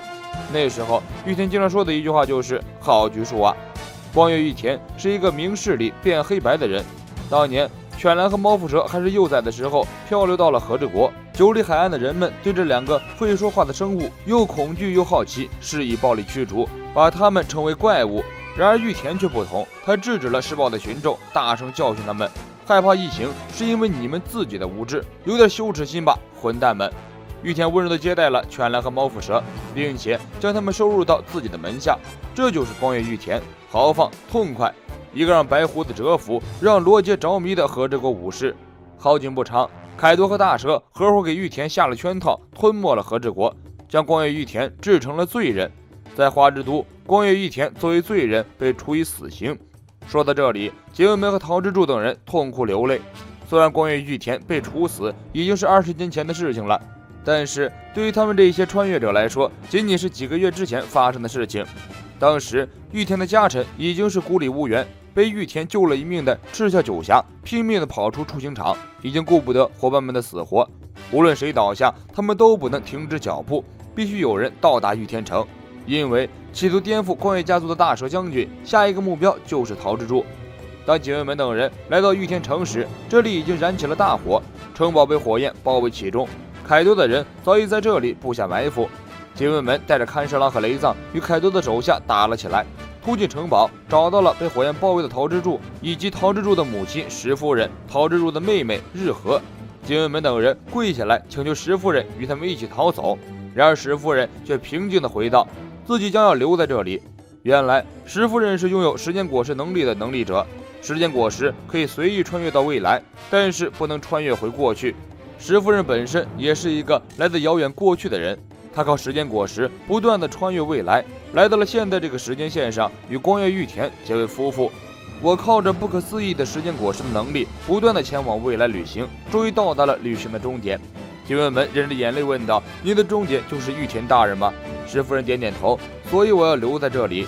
警卫们几个人一起给石夫人磕头。警卫们哭着说，如果真的能去往未来，我等一定实现玉田大人的夙愿，打倒凯多和大蛇，让这个国家开国。石夫人最后使用能力将警卫们等人送往了20年后的未来。警卫们等人从空中跌入一片废墟中，他们不敢相信这里就是未来。然而当他们看到玉田城遗址上的墓地，九里冒着黑烟的工厂，这才相信这里就是20年后的和之国。由于大师他们的恶行，整个国家都已经变了样子。杰文门等人为了了解国情，四处游历。他们看到鳞次栉比的工厂，排向空中的滚滚黑烟，无法入口的毒水，被管控的食物，被毁灭的大明和乡镇，枯萎的大地，谎言下面被丑化的光月之明。历经这么多挫折，面对眼前的景象，就算是大人都很难承受，别说陶之助一个孩子了。这时杰文门听到后面有一阵阵稀稀疏疏的脚步声，他拔出武士刀，将陶之助护在身后。什么人？是大蛇的手下吗？玉田城遗址后面的森林里走来一大群人，为首的一个人哭着喊道：“是陶之助大人吗？”接着这伙人哭成一片，齐刷刷的俯身跪在地上。陶之助等人愣住了，为首的人确认来者是陶之助后，他哭着说：“看来石大人20年前说的话是对的，适当暗夜月如侵，手残抱缺待天命，清辉念望望穿石，酒影头来日东升。”石大人最后说的这段话，预示着20年后光月家族会回来复仇。在当时来看，这完全是不可能的事情。不过20年前，在玉田城发生的那场大火之后，一些拥戴光月家的武士们都翻遍了废墟，却没有找到赤脚九侠的尸体。由此，他们才开始相信石大人的预言应该是真的。为了迎来20年后的光月陶之助，带着他们一起讨伐大蛇，那些光月家的忠实拥戴者，拥有斗志的武士，全部在脚腕上纹下月亮的标记，等待着时机。这些武士苦苦等待了20年，终于盼回了陶之助等人。杰卫门等人感觉又惊喜又不可思议，没想到过了整整20年，和之国依然有他们的同伴。陶之助忙问道：“现在我方有多少人？”为首的武士想了想，具体人数无法确定，但是和之国各地肯定都有等待这一刻的同志们。听到这一消息，杰卫门等人都很高兴，当即决定秘密集结和之国各地的同志，谋划复仇。之后，杰卫门将情报收集的任务交给了小菊，自己和陶之助、雷藏、看侍郎出海，去海外寻找同志和帮手。在锁国的和之国，擅自出国也是罪。杰卫门等人在海上被凯多的手下发现，遭到追捕。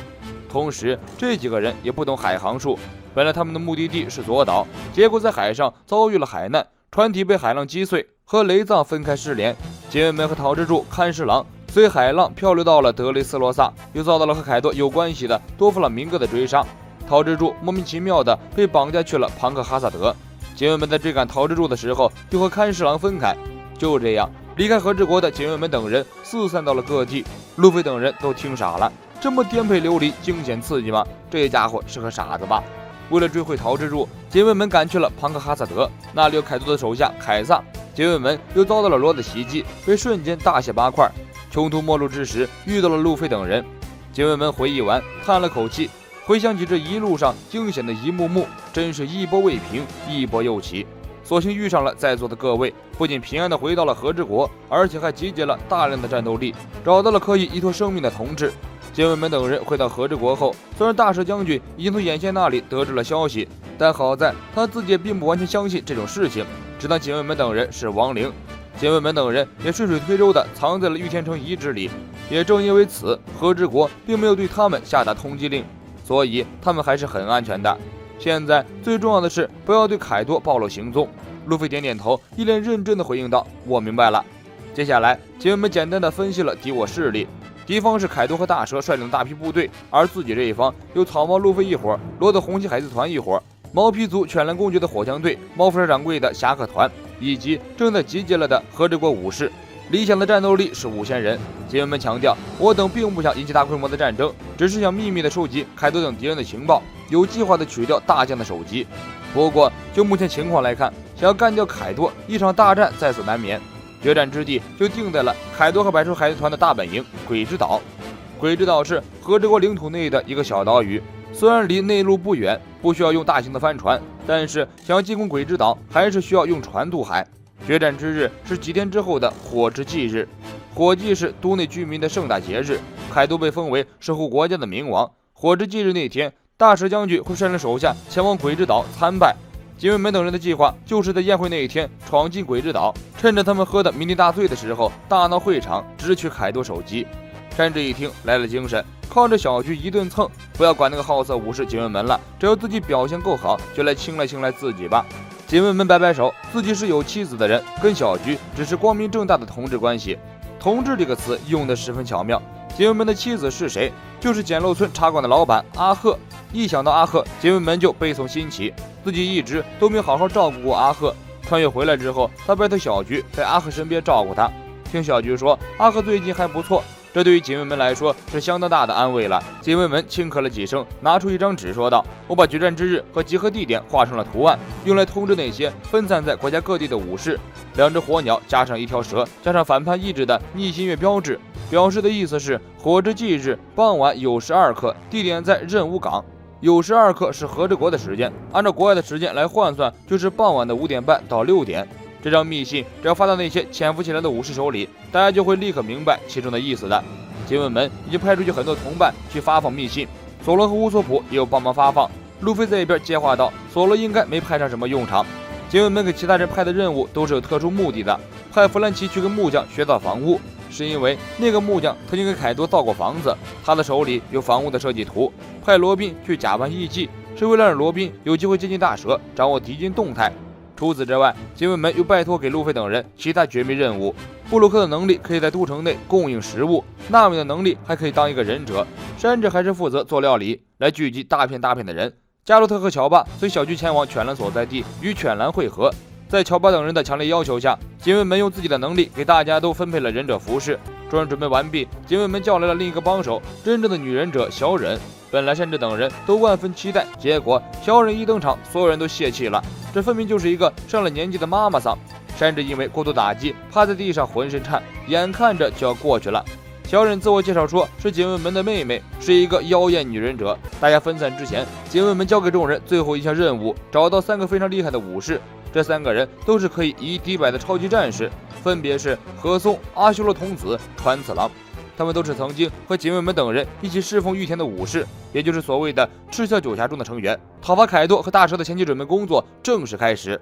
2周后的火炬之夜，攻入鬼之岛，取下凯多的项上人头。乌索普扮演江湖骗子最为形象，他在街上闲逛，在看到脚踝上有逆月标识的人后，凑上前去假装热情的打招呼，趁机将警卫们制作好的反清复明的小纸条塞进人家手里。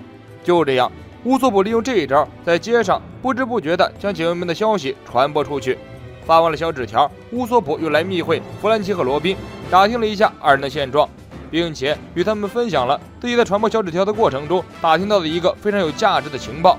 现在还活着的和之国知名武士里，头山盗贼团的头目最有声望，实力最强，此人名为九天丸，同时他还有一个名字阿修罗童子。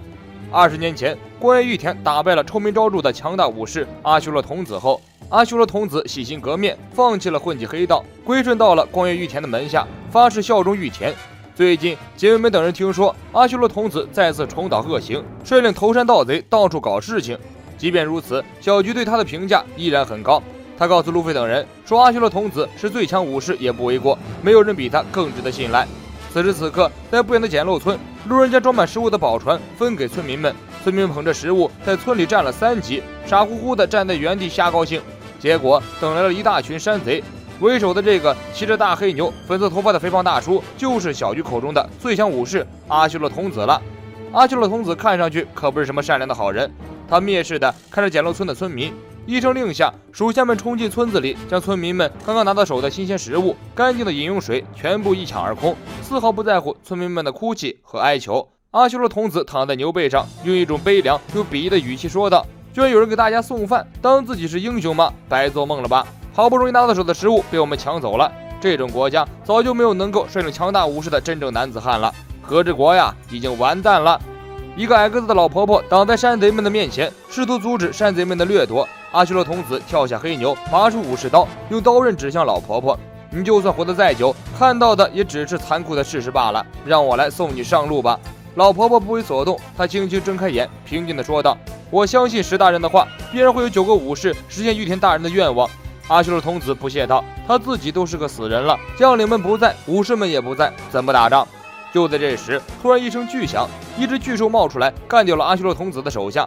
阿修罗童子回身一看，烟尘之中站了一个巨汉身影，此人极为眼熟，正是凯多手下的3灾之一，2次袭击左岛的蛮横干部旱灾杰克。大家都是混道上的，杰克与阿修罗童子已经是老熟人了，不过彼此间谁也不服。阿修罗童子根本没把杰克放在眼里，而杰克也极为蛮横。你小子活到现在的原因只有一个，就是凯多老大希望你加入到他的麾下，言外之意就是老子分分钟灭了你。认真说起来，杰克除了比较抗揍之外，似乎也没什么牛逼之处了。说最狠的话挨最多打，就是杰克的真实写照。别看他现在一副谁也不服的样子，一会儿阿修罗童子就要教他做人了。二人对峙一下，阿修罗童子率先发起进攻，杰克举起象牙刀要拦，阿修罗童子一刀砍断了杰克的一把象牙刀，将杰克的胸口展开了一条很深的伤口。杰克哇的一声吐出一口老血，但是还是不服，转身和阿修罗童子站在一起。阿修罗童子招架几招后，直接放弃了抵抗，任由杰克的刀子砍在自己的身上。不是他拦不住，而是他不想拦，因为自从那个人死了之后，他的生活就已经失去了全部的希望和光亮，活在悲痛和绝望之中度日，只想求死，不想再苟活于世。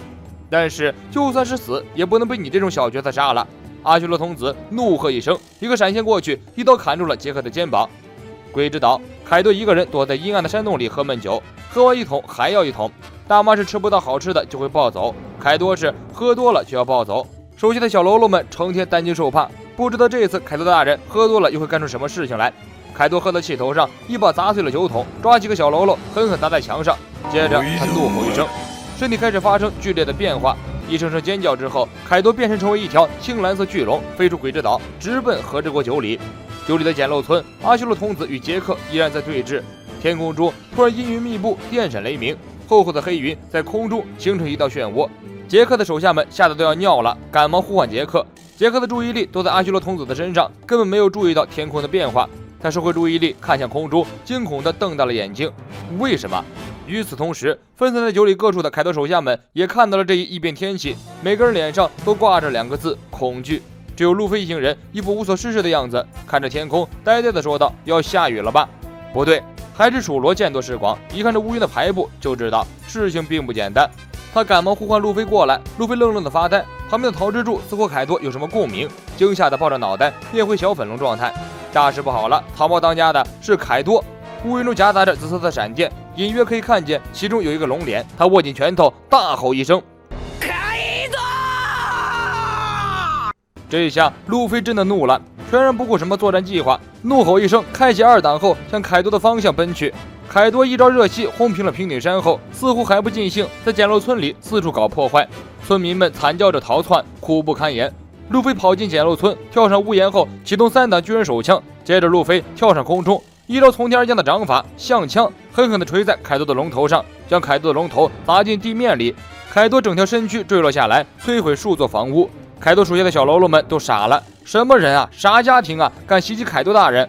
仔细一看，这个身影有点眼熟，干，这不是一拳秒了镇打霍尔德姆又轻松干掉横纲扑倒的那个男人吗？这小子什么来头？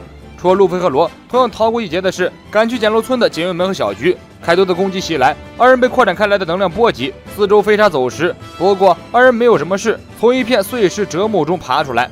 警卫们看着被凯多轰出一个大坑的御天城遗址，哀嚎一声，想要折回去寻找陶之助。小菊在身后拉住警卫们，比起这些，你还有更重要的事情。警卫们这才想起来自己的妻子阿赫，于是2人兵分2路，小菊回去御天城遗址寻找陶之助等人，警卫们赶去简陋村救出阿赫。目前凯多虽然被路飞锤躺下了，但是不知道他什么时候会再次发飙，那一次简陋村恐怕都要没了。路飞干了凯多一拳头，出了一口恶气之后，向御天城遗址的平顶山跑去。他担忧伙伴们的安全。虽然凯多这一击威力很大，但路飞还是相信伙伴们一定会活着的。毕竟海贼王还没有大结局，大家作为主角怎么可能死？必须亲眼看到伙伴们活蹦乱跳，路飞才能放下心来。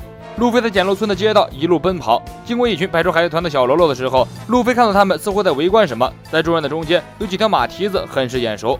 路飞跑过去推开人群，看到了躺在地上奄奄一息的半人马真打斯皮德。这家伙虽然是敌人，不过他已经被小玉的团子收服了，现在应该再送小玉回到九里海滩的路上啊。他为什么会躺在这里？小玉呢？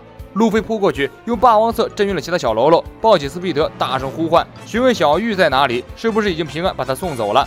斯皮德睁开眼，喘着粗气，断断续续地说道：“路上被凯多大人发现了，我虽然全力战斗，但还是没能保护好主人。”路飞一愣，脑海中勾勒出一幅残酷画面：斯皮德在驮着小玉回到住处的路上，被凯多中途拦截。斯皮德拔出弓箭，凯多则张开嘴巴，一招热吸将斯皮德和小玉同时干倒。只可惜斯皮德还活着，小鱼却连骨头渣都没有了。可恶，我应该跟着他。路飞一拳头捶在地上，又愤怒又懊悔。一想到小玉享受美食时那种快乐幸福的表情，路飞的心里就如同刀绞一样疼痛。为什么这样可爱的孩子要承受一次次毁灭性的打击？这个国家究竟有多么黑暗呀？路飞跪坐在原地，储蓄怒气值。罗赶过来，跑到路飞的面前，劝说路飞赶紧逃命。凯多这个段位不是他们俩能对付得了的，一旦醒过来，后果不堪设想。路飞沉着脸，因为过度愤怒而全身颤抖。小玉被凯多杀了，姐妹们他们，我的伙伴，你的伙伴都惨遭凯多毒手，生死未卜。你让我怎么逃？现在在这里干掉凯多，一切就都结束了吧？罗刚要拉住路飞，路飞直接掠过罗，奔向凯多。凯多，老子今天就要干你，谁也拦不住。凯多猛地睁开眼，身周天雷滚滚，紫色的响雷轰隆隆作响。凯多挺起巨大的龙头，身体跟着飘起来。刚刚路飞的相枪对凯多来说好像蚊子叮了一下一样，毛事没有。你小子是谁？王路飞，我是要成为海贼王的男人。你小子就是路飞。凯多一听这个名字，全身的鳞片都立起来了。这不就是自己苦苦寻找的冤家仇人草帽路飞吗？凯多张开血盆大口，口中蓄满一个火焰能量球。接着凯多放出热息喷向路飞，连同路飞身边的街道、建筑物以及没来得及逃走的百姓，瞬间被热息摧毁成渣。轰隆隆爆炸声后，原本坐落在这里的村落被凯多毁成一片废墟。这时战斗音乐突然响起，路飞从烟尘中跳出来，奔向凯多。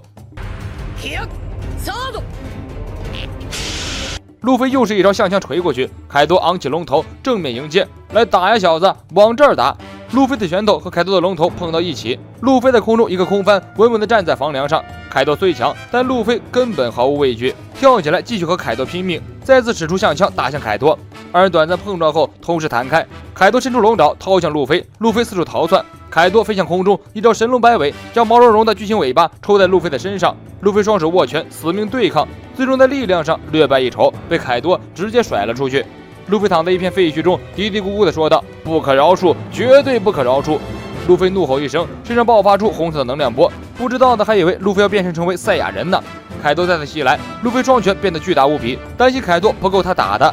弹开龙头后，路飞喘了几口粗气，接着向凯多飞奔而去。路飞对着凯多的龙头一阵狂风骤雨一般的猛烈输出，在路飞的脑海中只有小鱼那张稚气的脸。凯多实在是不可饶恕，今天绝对让他知道一下王路飞的拳头到底有多硬。